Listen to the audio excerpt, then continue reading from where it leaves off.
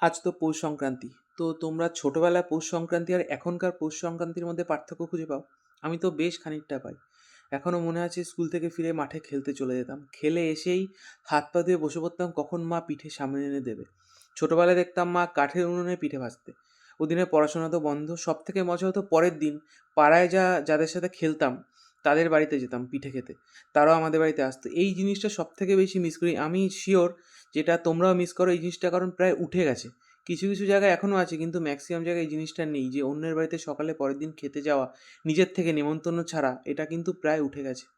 আর পিঠে বানানোর কালচারটাও কিন্তু আস্তে আস্তে কমে যাচ্ছে। আমাদের দিদা ঠাকুমাদের থেকে আমাদের মারা শিখেছে। মাদের পরের জেনারেশন মানে আমাদের বেটার যাদের আছে বা হবে, তাদের খুব কম সংখ্যকই আছে যারা পিঠে বানাতে জানে।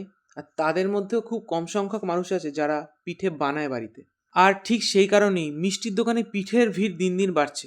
পাটিসাপটা পিঠে প্রায় সারা বছরই পাওয়া যায়। শীতকালে এখন পুলি পিঠে চুষি পিঠে পাওয়া যাবে। আমরা কোনোদিনও ভাবতে পেরেছি মিষ্টির দোকানে পিঠে উঠবে? তালের বড়া পর্যন্ত পাওয়া যায়। মিষ্টি দোকানদাররাও জানে বাড়িতে এগুলো বানানোর লোক দিন দিন কমছে। যেরকম এগোচ্ছে আগামীতে পৌষ সংক্রান্তি শুধু নাম হিসেবেই থেকে যাবে। ওই দিন মানুষ মিষ্টির দোকানে যাবে, বিভিন্ন রকমের পিঠে এনে খাবে, শেষ, পৌষ সংক্রান্তি শেষ। পিঠে বানানোর কালচারটা আস্তে আস্তে আমার যা মনে হচ্ছে শেষ হয়ে যাবে।